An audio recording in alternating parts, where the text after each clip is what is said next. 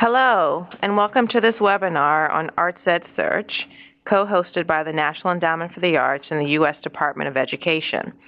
My name is Ayanna Hudson, the Director of Arts Education for the National Endowment for the Arts. Today's webinar will focus on ArtsEdSearch, the nation's first arts education research and policy database, and the submission and approval process for inclusion of a research study on the site, as well as other resources available through the Arts Education Partnership, or AEP. Before we begin, I would like to go over a few housekeeping items. You are all muted and will only be able to hear us. You can submit questions or comments at any time using the Q&A box below the PowerPoint. Please do not use the raise hand button. We will do our best to address as many questions as possible during the time we have. This webinar will be posted in the podcast, webcast, and webinar section of the NEA website in a few days, so you can refer to it in the future. In a few minutes, we'll introduce our two guest speakers from the Arts Education Partnership. But right now, I'd like to invite Sunil Iyengar, the Director of Research and Analysis at the NEA, to make some remarks. Thank you, Ayanna. I'm so pleased today to join you and Michelle to talk about the Arts EdSearch project. I wanted to, first of all, welcome all of you to the webinar, and a special shout out to the recipients of the NEA's Research Artworks Grants Program, many of whom are studying the value and impact of the arts as it relates to arts education in particular.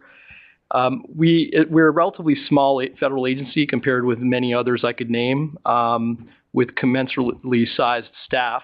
So we really relish every opportunity to provide technical assistance to our grantees. And that's essentially what this webinar is. We're here to introduce you to ArtsEdSearch. And on a collegial note, I can just say that resource, which you'll be hearing about, is one that we've seen the Arts Education Partnership put a great deal of resources into developing, and we've really admired over time, our colleagues at the NEA have admired how it's developed and how it's being maintained, and also how rigorous and sound its inclusion criteria are. So getting back to technical assistance, this webinar will hopefully encourage you to think about submitting your projects to this portal and certainly reviewing the studies that are already logged on there. We hope that you'll ask questions. We're here to assist you, and thank you very much. Thanks, Sunil. Next, I'd like to welcome our co-host, Michelle Armstrong, from the Office of Innovation and Improvement of the U.S. Department of Education, to say a few words. Good afternoon. Thank you, Ayanna. Again, I want to welcome all of you whom are participating in today's webinar. My name is Michelle Armstrong, and I'm the lead program manager for the Arts and Education Grants within the Office of Innovation at the Department of Education. Along with my colleagues here from the National Endowment for the Arts and the Arts Education Partnership, I also want to highlight the importance of this webinar. As you know, the Department of Education recently awarded in September of this year 35 new arts and education grantees that we will help to assist and support their proposed work that will expand the current knowledge and research base of arts education on a national, regional, and local level.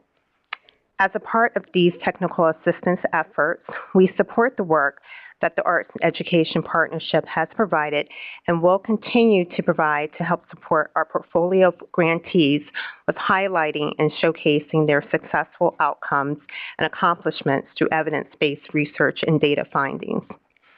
With that being said, please make valuable use of the important information that will be shared during today's webinar relating to the vast amount of arts, education, research, and policy resources that are available and offered through the Arts Education Partnership's EdSearch database. Thank you. Thank you, Michelle. Now let me introduce our two guest speakers from the Arts Education Partnership, Sandra Rupert and Scott Jones.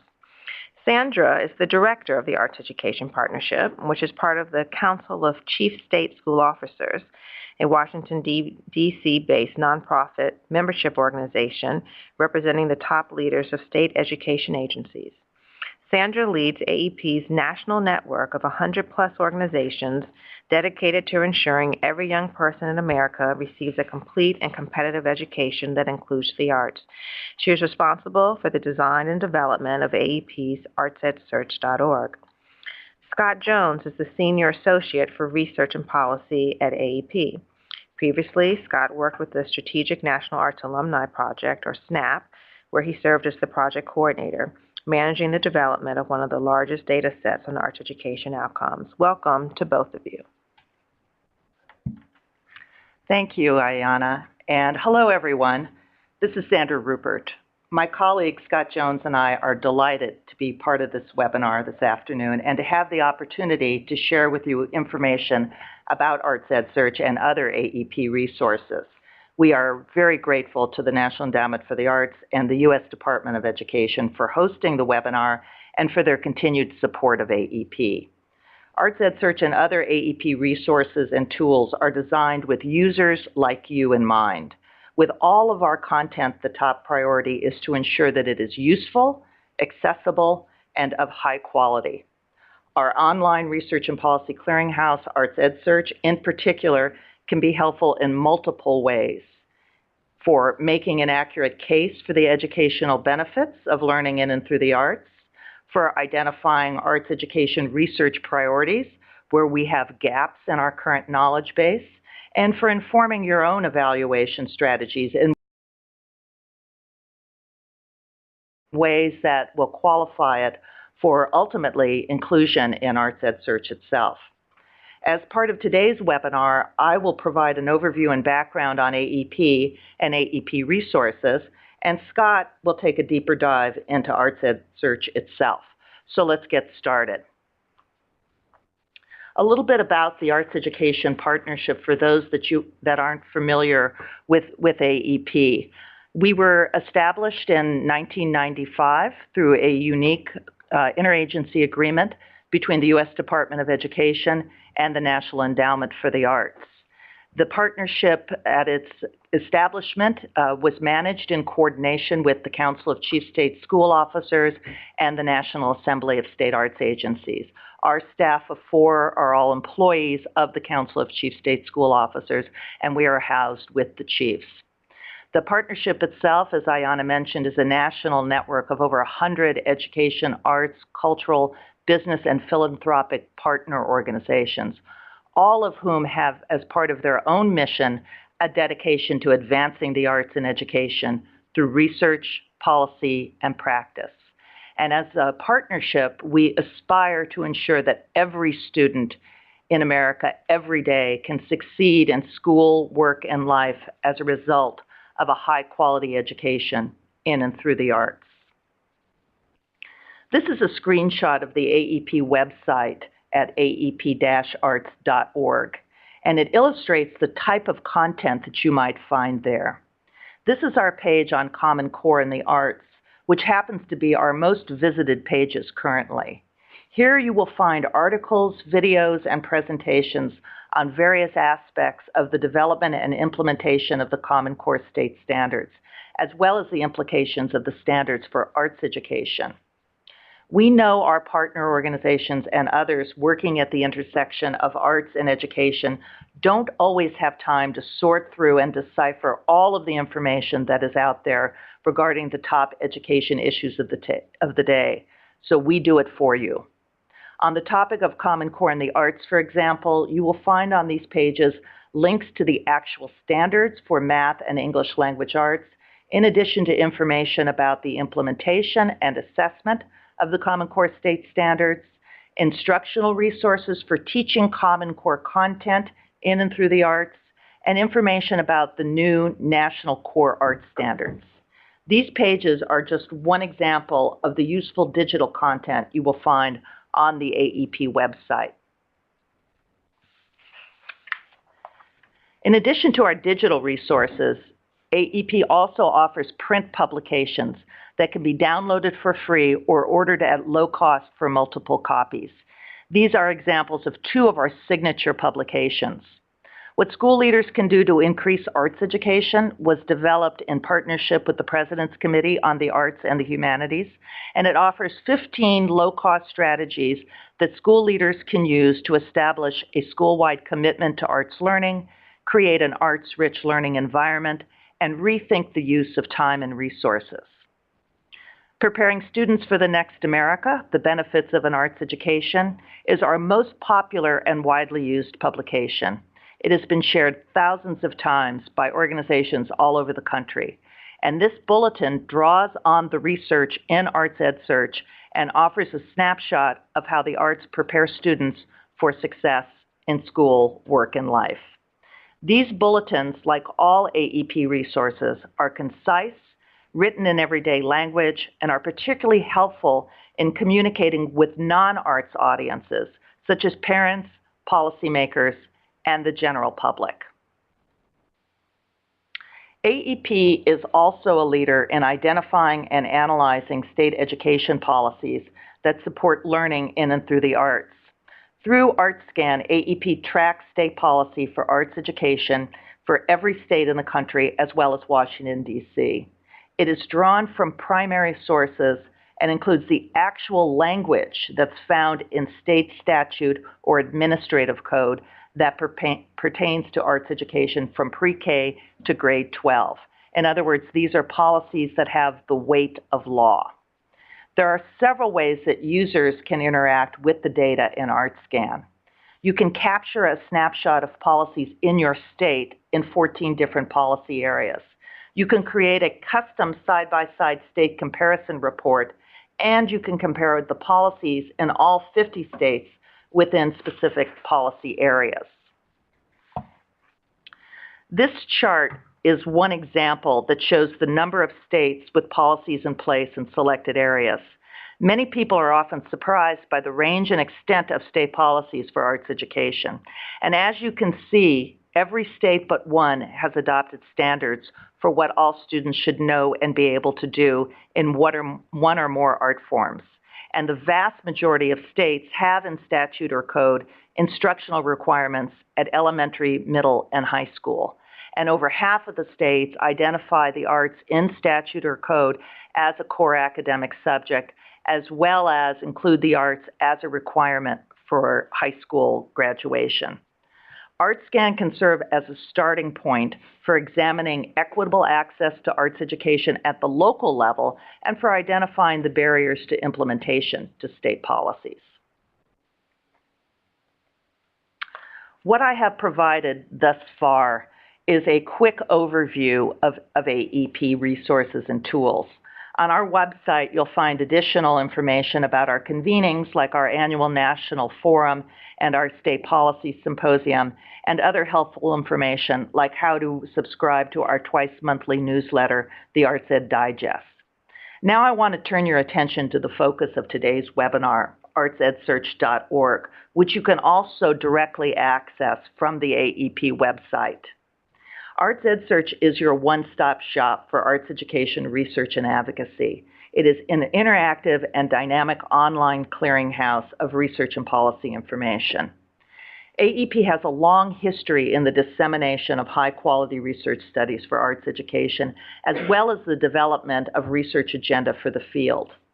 In 2009, we began the process of developing a new research agenda and quickly came to the realization that another print report was not what the field needed. What the field needed was a dynamic and interactive resource that allowed users to search studies and create custom reports by arts discipline, by grade level, and/or educational outcome. So what began as a simple vision became an enormously complicated task that took nearly 3 years to complete with the help of many of our partner organizations and a national advisory committee of researchers and scholars. Why did we create ArtsEdSearch? We've been asked many times. One reason, and one that I often cite myself, is that frankly it was getting a little tiresome and frustrating hearing from education policymakers, administrators, and others when they questioned the validity and value of arts education research and benefits. And what we knew is that the research was out there, but before ArtsEdSearch, we lacked a repository where we could bring all of that research together in one place. We also did not have the advantage of any models that we could draw on from other subject areas, so we had to invent one. This is the very first prototype of ArtsEdSearch. It's what we would describe as ArtsEdSearch 1.0. And the website doesn't look like this anymore, but I use this sometimes in presentations because it gives you some insight in sort of the workings of our mind as we were developing ArtsEdSearch, and it gives you a sense of how it is organized. You could run your mouse over each of those little squares and bring up the information in that. So you could search by educational levels, from early childhood through elementary school, middle school, high school, post-secondary, and adult and lifelong learning. You could also search for studies by the type of learner. So students, outcomes for students, and we also track outcomes for educators because we found that when educators use the arts, integrate the arts in their own instructional strategies, there are huge benefits for educators themselves. And you could also search by the time of learning. So we have studies in there that happen during the school day where the arts are part of the between the bells, and also studies that pertain to out of school time. These are the outcomes that ArtsEdSearch documents, and there's one that is missing off of here, but there are academic outcomes. We sort by that, and you can draw up one-page reports and summaries. There are cognitive outcomes that we look at. There are personal outcomes, and there are also social and civic outcomes. So you can see from this that what ArtsEdSearch does is unique in that ArtsEdSearch is not documenting the outcomes that one would find for someone who is studying in the arts. So for example, if you are studying violin, we would expect you to get better at violin techniques. What ArtsEdSearch does is it documents those other things that happen when we study deeply in the arts. So with that, I'm going to turn it over now to my colleague, Scott Jones, to take you on a deeper dive of the inner workings of ArtsEdSearch. Scott? Thank you, Sandra. Over the next few minutes, I will be doing a test drive of ArtsEdSearch to help you explore the various functionality of our resource, and also provide an overview of the research review process so that you will know how to include your own research within ArtsEdSearch.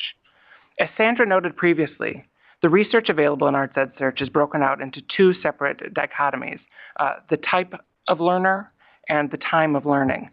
The first one breaking out the benefits of an arts education for students and from those of educators, and the second regarding the school day versus the time outside of school. I do want to emphasize something that Sandra noted regarding the second grouping, which is that the time of the arts learner, the second grouping is about the time of the arts education programming and not the location of the programming.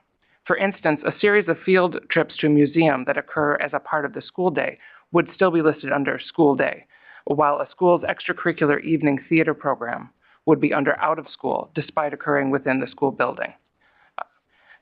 Just click on any of the tabs here at the top, students, educators, school day, or out of school, and you can get going. Under each of the four categories are four options for you to choose from. The first is the research overview. At AEP, we've taken the time to sift through all of the research held in ArtsEdSearch under each of the four categories and summarize the primary collective findings of that research. To ease in understanding and usefulness, we have broken those findings out by the outcomes areas that Sandra noted earlier. This way, if you're specifically interested in the academic outcomes of arts education for students, or the cognitive outcomes, or the personal outcomes, you can simply click on the link at the top and be directed straight to the pieces that apply to your interests. These summaries are designed to be accessible to a wide audience and are ready for you to print and take to school leaders and policymakers for case making around the importance of an arts education. Back on the home page, you can delve even deeper into the findings by choosing a research overview for a very specific grade level. Here you see you can choose anywhere from early childhood, elementary school, middle school, all the way up through adult learners. For our purposes, we're going to click on early childhood. Similar to the broader research overview we just saw, the age-specific overviews provide summaries of the primary findings of the collective research for that selected grade age level, in this case early childhood, in the broader category you're looking at, and as we mentioned before, benefits for students. As with the research overview pages, you're able to jump directly to the research around specific outcomes. However, this page also allows you to go directly to a listing of all the studies that apply in this area by clicking on the blue box that says List of Studies. An example of a listing of studies page will be shown in a little while.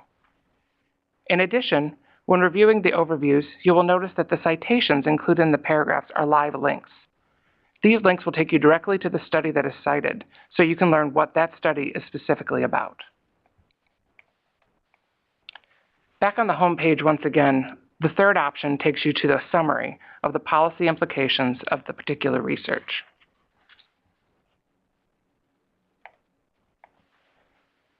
As Sandra noted before, AEP works in three primary areas: research, policy, and practice.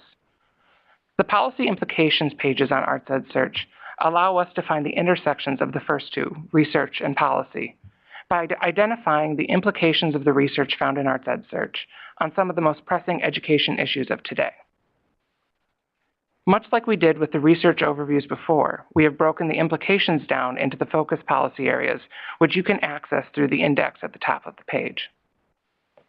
For each major policy area, specific subtopics are identified with a brief summary of what the research has to say on that particular subject.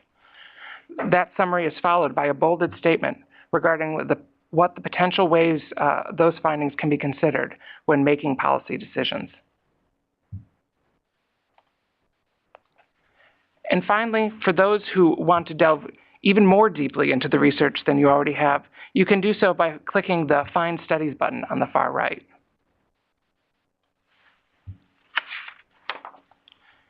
When you first arrive on the Find Studies pages, the default search displays all studies that have to do with the broad category from the home page. As we were doing before, in this case, we're using outcomes for students. From there are several criteria categories that you can choose from to narrow your search results even more. Those are on the left under the green headings. Search options include age level, art forms such as music or the visual arts, specific outcomes such as graduation rates or creative thinking skills, and the provider of the arts education programming, such as museums or libraries. For the search here, we've narrowed the results to only those studies about the English language arts outcomes of arts education for specifically elementary school students. After clicking the Find Studies button at the bottom, the studies are displayed on the right-hand side of the screen. From this, you can click on any of the specific studies to learn more about what that study has to say.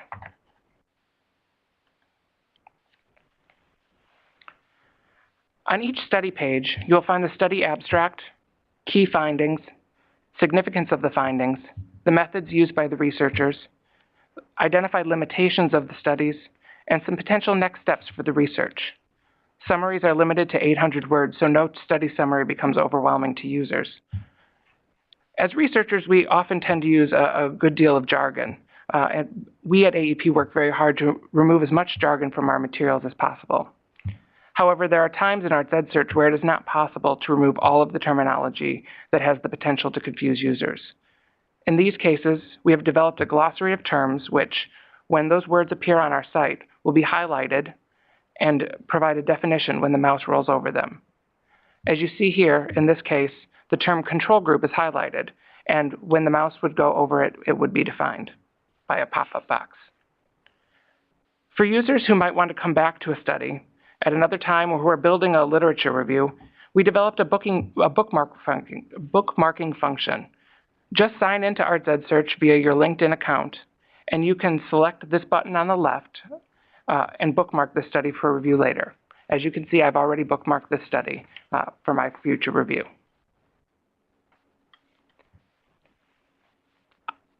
One last thing I'd like to draw your attention to are two final links on our homepage. The first is simply a quick link to the bookmarks page. After you've bookmarked several studies, you can quickly retrieve your bookmarks by clicking on this site. Bookmarks can be made on any page, whether it is a study summary or a research overview. The second is our discussions page. If you would like to engage the arts and education research community with questions or share your thoughts on certain research, you can do so through an interactive discussion board. I invite you to explore that function and see how to use it for yourself. Now, for those of you who are conducting research on the outcomes of arts education, I hope that you are already asking yourself how you can get your studies included in ArtsEdSearch. And if that's the case, you are in luck. We have a straightforward submission process, and we're going to do a quick walkthrough of that right now. The first step is to submit your study to us. You can do that via the ArtsEdSearch website on the Submit a Study page, or via email at artsedsearch@ccsso.org. And our contact information will be provided later, so for future reference. Once submitted, your study will enter the first stage of the review process. During stage 1, your study is reviewed by AEP to be sure it meets the absolute criteria for inclusion in ArtsEdSearch. The absolute criteria are the baseline requirements for a study to be included in ArtsEdSearch. The first criterion requires that the study describes a formal research project or evaluation that attempts to answer one or more research questions. This is opposed to a journalistic or descriptive accounts of programs. The second criterion requires that the study include new data collection or analysis and is not simply a literature review. Meta-analyses or analyses of previously collected data is acceptable. The third criterion requires that the studies are focused on a structured arts learning experience. The experience can occur in a school or a non-school setting, but must be a structured program and not simply an isolated experience. For this fourth criterion, there are two important parts. First, it must be focused on the outcomes of programs and not simply a reporting of inputs of those programs. Second, it must be directly related to an arts education experience where the arts are focused on or used as a primary component of the program. Number 5 requires that there be a description of the methodology included in the published study. Number 6, the study must describe findings on the outcomes for either students or teachers in the text. And there are two more that are not displaying, but I will discuss them now. The 7th, we require that the researchers and their affiliations be clearly identified so as to know who is responsible for the study. And finally, the study must be available to the general public via print, email request, or electronic download. Articles or books that are behind pay firewalls meet this criteria as long as someone interested in the study could purchase a copy. These criteria are designed to be fairly objective, and studies must meet all of these absolute criteria to be included in ArtsEdSearch. The third step leads into stage 2 of the review process. So all studies that meet the absolute criteria are placed into a queue for the next round of the ArtsEdSearch review panel. The review panel meets semi-annually for a winter and summer review. During this stage, studies are reviewed by our panel of national experts on arts and education against what we call the quality criteria. As I noted, the review panel applies the second stage quality criteria to study. These criteria, developed in collaboration with the American Educational Research Association and the American Evaluation Association, are designed to ensure that each study included in ArtsEdSearch meets a high bar of quality and rigor. The first criterion requires that the description of the methodology used in the study be fulsome and offer a complete understanding of what the researchers did as a part of the project. Next, we require that the methods utilized are substantially and logically related to the research objectives, questions, or hypotheses. The third criterion ensures that the study includes specific discussion related to the issues of reliability and validity of the study. Related to the first criterion, we also require that studies include a description of the study, population, and any sampling procedures conducted. Also, for the fifth one, where appropriate, studies must identify the populations to which the findings can be generalized and identify any concerns with generalizing those findings. The sixth criterion requires that the findings presented derive from a logical, evidence-based chain of reasoning, and when making causal explanations, the study substantially reduces other plausible competing explanations for results. We do not specify any particular methodology to addressing competing explanations, and they can include experimental studies, quasi-experimental designs, or qualitative methods. Even the best studies have drawbacks and limitations, and we have two additional criteria that are not listed here. We require, for the seventh one, we require that studies identify any limitations, including remaining threats to validity and possible competing explanations. And our final criterion is the studies must include sufficient access to the data and methodology for secondary analysis, replication, or the opportunity to further test findings. Although it is ideal for studies to meet all of the stage 2 criteria, it isn't necessarily required. Reviewers are able to weigh the entirety of the study and make recommendation on its overall quality. If you'd like more information on these or the absolute criteria, a more expanded version of the criteria is available on ArtsEdSearch.org.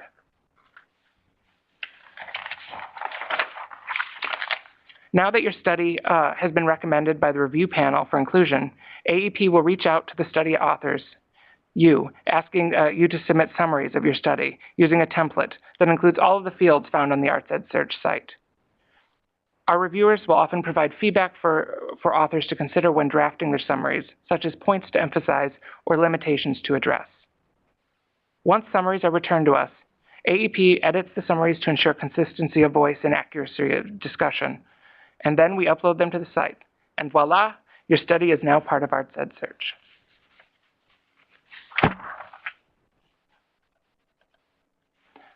On our websites, you will find detailed information on all that we shared today, as well as contact information for both Sandra and I so you can get a hold of us. We look forward to any of your questions.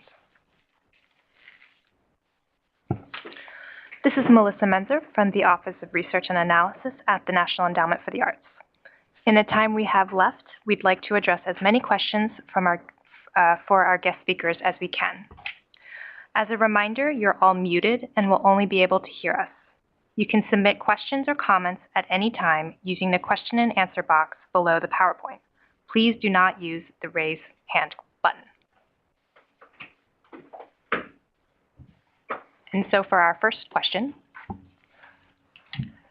Our first question is, and this is a question for Scott, does the study need to be published in order to be included in ArtsEdSearch? And also, how many studies are in ArtsEdSearch currently? Both of those are excellent questions. With regards to the publishing requirement, it does not necessarily need to be published. It needs to be available publicly. So by email request or other resources, as long as it is not something that is kept confidential or required to be secret in any way. With regards to the number of studies, there are 219 studies currently held in ArtsEdSearch. Great, thank you, Scott. And I have another question for you.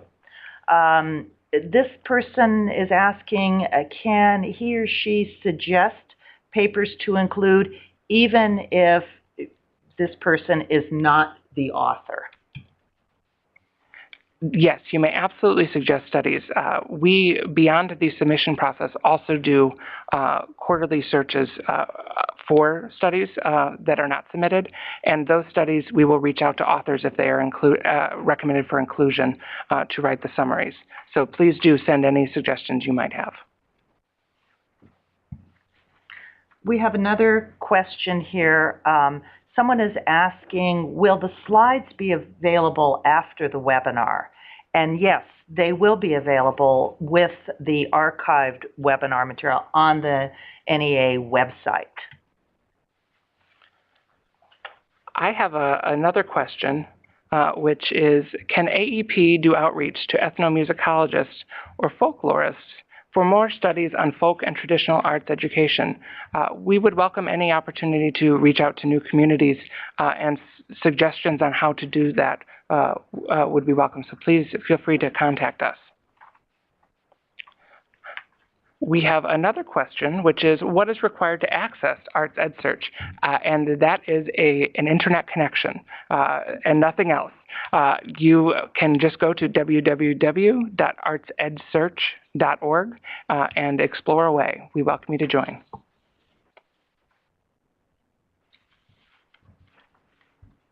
Here's another question from one of our listeners. Are submission requirements posted? And I'm assuming, are they posted in ArtsEdSearch itself? Absolutely. The criteria for ArtsEdSearch is posted on the ArtsEdSearch page. It is under the About ArtsEdSearch, and there's a button called Submit a Study that will lead you to the full listing of the criteria. Great. Thank you, Scott.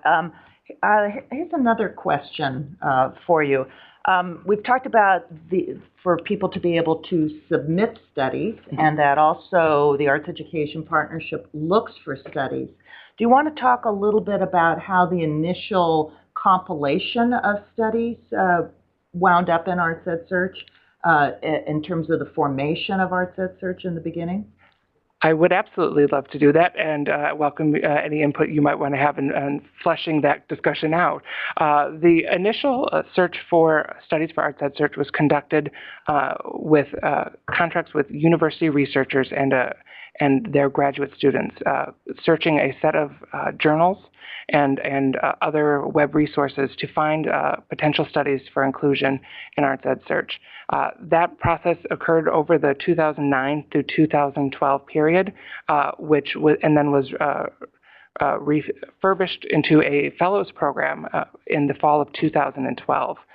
In 2013, we launched the ArtsEdSearch review panel process, allowing us to work with our partner organizations and the researchers in the field to help engage in the continued sustainability of ArtsEdSearch. Another question for you. How long are the studies archived on the site? The studies are kept on the site indefinitely. We do not house full text versions of those of the studies. Many of them, if not most of them, are considered under copyright obligations from the publishers. We do provide the summaries as I described indefinitely. Thank you. I think we have another question here. Actually, let me ask the audience if there are no further questions, or if you have any further questions. I think now would be the time to ask them. I think we've covered all the questions that have been asked thus far, but as Scott mentioned in his presentation, you could certainly follow up with Scott later, or you can follow up with me later, and we encourage you to explore the Arts Education Partnership website. You can access ArtsEdSearch from there, or you can go directly to artsedsearch.org, but you will find many resources that I think will be useful for your projects and your work, and we encourage you to also share that information with your colleagues. And we invite, as Scott mentioned, submissions to ArtsEdSearch. It's a rigorous review process, but we feel that it's important that the research that be in ArtsEdSearch be held to the highest standard. When we're talking about arts education, we shouldn't have different expectations for what good research is than we would for any other subject area in the curriculum. So if there are no further questions, and I think Scott has a concluding comment that he'd like to make. Well, we have one more question, and it's regarding the requirements for ArtsEdSearch. ArtsEdSearch is focused on the outcomes of arts education, and the question is regarding the applicability of studies around access to arts education for inclusion in ArtsEdSearch. We definitely view access to arts education as a key question in the field. However, for the parameters of ArtsEdSearch, we needed to put a set of barriers, boundaries for what our search was, and our search is really focused on the outcomes of arts education. Otherwise, we welcome, as Sandra has said, additional studies, additional questions, and we look forward to hearing from you soon. This is Melissa Menzer from the NEA again. Thanks again to our featured guests, Sandra Rupert and Scott Jones. And thank you to our co-host, Michelle Armstrong at the Department of Education and the wonderful team of partners from the National Endowment for the Arts, Arts Education Partnership, and the Department of Education. We know we haven't been able to cover everything here, so please feel free to get in touch. Please call or email Sandra Rupert and Scott Jones if you have any questions related to ArtsEdSearch, or get in touch with Michelle Armstrong if you have any questions regarding the AEMDD PDAE grant program at the Department of Education. And myself, Melissa Menzer, if you have any questions pertaining to the NEA Research Artworks grant program. Look for the archived webinar to be posted on our website in a few weeks. We hope you enjoy this webinar, and we look forward to receiving your studies for possible inclusion in ArtsEdSearch. Thanks so much, and goodbye.